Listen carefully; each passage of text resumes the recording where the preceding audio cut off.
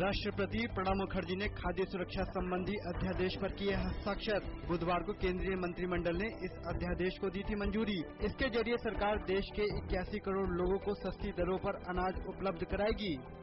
Congress party ने कहा है कि केंद्र सरकार ने आम जनता के व्यापक हित में खाद्य सुरक्षा पर अध्यादेश लाने का किया फैसला। खाद्य मंत्री केवी थॉमस और कांग्रेस प्रचार प्रसार विभाग के अध्यक्ष अजय माकन ने कहा कि इस कार्यक्रम को तेजी से लागू कर यूपीए ने अपना एक महत्वपूर्ण वादा पूरा किया।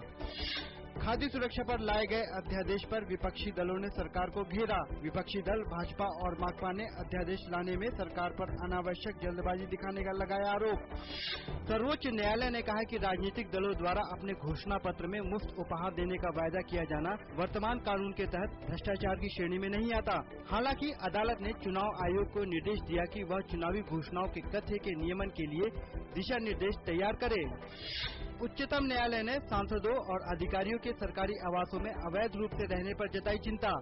अदालत ने कहा है कि लोकसभा अध्यक्ष और राज्यसभा के सभापति को सरकारी आवासों में समय से अधिक रहने वाले सांसदों और मंत्रियों के खिलाफ कार्रवाई शुरू करनी चाहिए।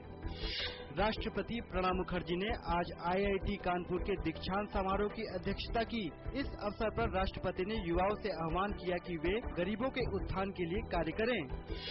देश की अल्पसंख्यक आबादी के अधिकारों के लिए काम कर रहे लोगों को प्रोत्साहित करने के लिए अल्पसंख्यक आयोग ने ऐसी ही संस्था के कुछ लोगों को किया सम्मानित। दिल्ली में आयोजित इस कार्यक्रम में लोगों का मानना था कि इस दिशा में बहुत काम हुआ है, लेकिन अभी और प्रयास करने की जरूरत है।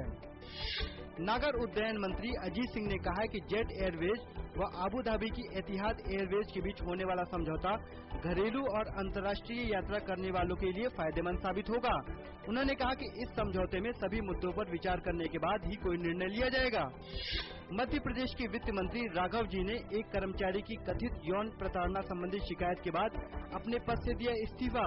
लगभग 80 वर्षीय राघव जी के बंगले पर काम करने वाले एक शख्स ने हबीबगंज थाने में पहुंच दर्ज कराई शिकायत। शेयर बाजार में देखी गई बढ़त।